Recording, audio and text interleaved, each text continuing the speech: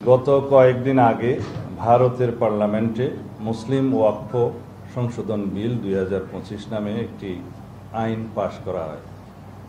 আইনটির বিভিন্ন ধারা বিশ্লেষণ করে আমরা দেখেছি যে ভারতের সংখ্যালঘু মুসলমানদের অধিকার খর্ব করা এবং বৈষম্যমূলক আচরণের চেষ্টা করা হয়েছে এই আইনে।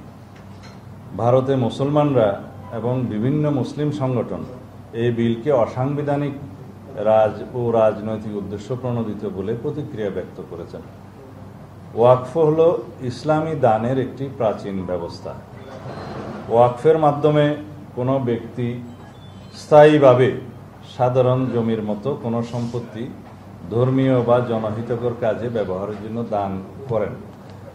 এই ধরনের ওয়াকফ সম্পত্তি বিক্রি করা বা কারো নামে হস্তান্তর করা যায় না। ভারতের জনসংখ্যার 14% অর্থাৎ প্রায় 20 কোটি মুসলমানদের ধর্মীয় ঐতিহ্য, অধিকার, সংস্কৃতি ও স্বার্থবিরোধী এই আইনকে অপব্যবহারের যথেষ্ট সুযোগ রয়েছে, যা ইসলামী ধর্মীয় প্রতিষ্ঠানসমূহের পরিচালনার ক্ষেত্রে ব্যাপক বিপর্যয়কর পরিস্থিতি সৃষ্টি করতে পারে। ভারতে ওয়াকফ বোর্ডগুলোর অধীনে প্রায় 10 লক্ষ একর সম্পত্তির মধ্যে অধিকাংশই ব্যবহৃত হয় মসজিদ, মাদ্রাসা, কবরস্থান ও এতিমখানার মতো জনকল্যাণমূলক কাজে। নতুন আইনে পরিচালনা বোর্ডে অমুসলিম সদস্যদের অন্তর্ভুক্তির বিষয়টি বিতর্কের সৃষ্টি করেছে, যার ফলে মুসলিম নাগরিকদের সাংবিধানিক অধিকার ক্ষুণ্ণ হতে পারে। মুসলমানদের ধর্মীয় অধিকারে হস্তক্ষেপের কারণে এবং বৈষম্যমূলক আচরণের ফলে সাম্প্রদায়িক সম্প্রীতি বিনষ্টের আশঙ্কা দেখা দিতে পারে। এরকম কোনো পদক্ষেপ রাষ্ট্রীয় পর্যায় থেকে গ্রহণ করা সমীচীন নয় বলে আমরা মনে করি। ভারতে অন্যান্য ধর্মাবলম্বীদের এই জাতীয় বোর্ডে অথবা কোনো আইনি সংগঠনে ভিন্ন ধর্মাবলম্বীদের কোনো অন্তর্ভুক্তি দেখা যায় না। সেক্ষেত্রে এই আইনটি একটি বৈষম্যমূলক আইন হিসেবে বিবেচিত হবে। নতুন আইনে পরিবর্তনগুলো শত শত বছর আগে প্রতিষ্ঠিত ওয়াকফ জমির উপর গড়া মসজিদ এবং অন্যান্য ইসলামী ধর্মীয় প্রতিষ্ঠানগুলোর ভবিষ্যৎ অনিশ্চিত করে তুলতে পারে। নতুন আইনে অমুসলিম সদস্যদের এই সম্পত্তিসমূহের ব্যবস্থাপনা ও প্রশাসনিক দায়িত্ব পালনে যে এখতিয়ার প্রদান করা হয়েছে তা মুসলিম নাগরিকদের ধর্মীয় অধিকারে সরাসরি হস্তক্ষেপের শামিল।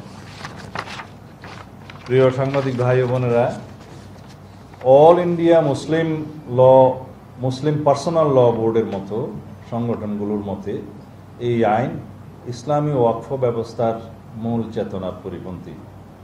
তাদের মতে ওয়াকফ বোর্ডের পরিচালনা মুসলমানদের দ্বারাই হওয়া উচিত।